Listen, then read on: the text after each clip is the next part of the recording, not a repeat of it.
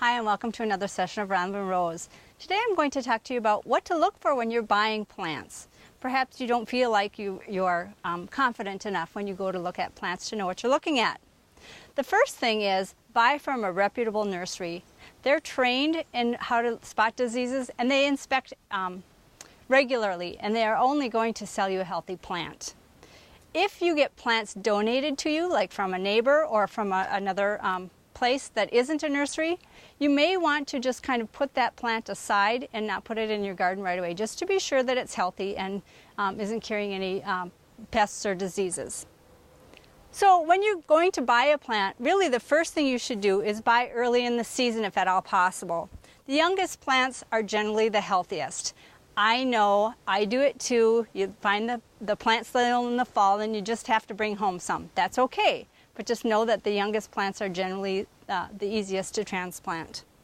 Buy only healthy plants. When you look at a plant, you want to look at the leaves, at the stems, at the underside of leaves, because some pests will be on the underside of the leaves. You want to be sure that that the plant has multiple stems. You want, if you can help it, I know it's tempting to buy one that's all in bloom and beautiful at the time you buy it, but really it's best to buy one that's about to bloom. When you look at the plant too, you want to be aware of the root system. If you buy a plant that has a lot of roots, this one isn't too bad, but if you buy a plant, or if you look at a plant that has a lot of roots coming out of the bottom, or if you take a look at the root system, and again, this one isn't too bad, but the roots are starting to circle a little bit.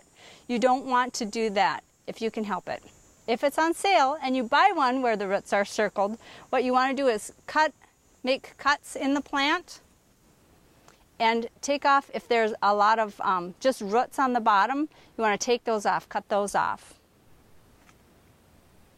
Remember, when you're looking for plants, to buy the right plant for the right place. On the tags that come with the plant is a variety of information. It will tell you how tall that plant is going to be when it's mature, and pay attention to that, because although the plant may be this small now, it might be this big when it reaches maturity.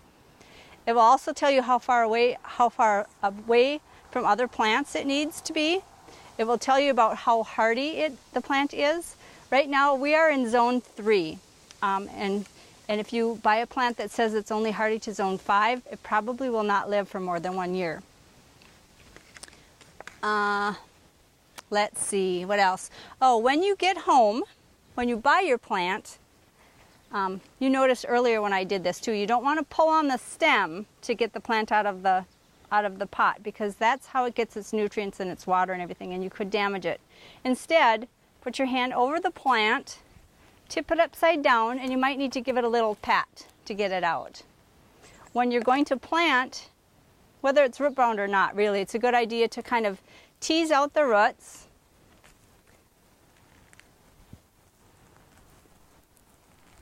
So that it's not in this pot shape. You don't want it to stay in this pot shape.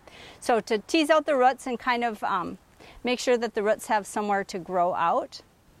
And then you plant it. And again, the tag will have information on how to plant it, how big to make the hole.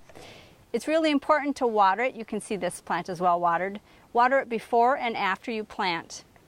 And new plants really should be considered critical care patients. When their roots are disturbed, they'll need a little extra care. You'll need to water them a little bit more frequently than you normally would.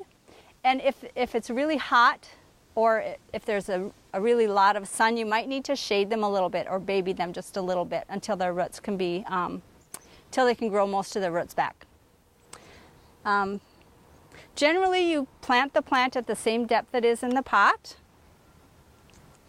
You might want to trim back foliage a little bit so that more of its energy goes into making roots. But generally, if you look at the tag and you plant them according to the directions and you baby it a little bit for at least that first season, you should be able to transplant and buy many plants. Thanks for watching.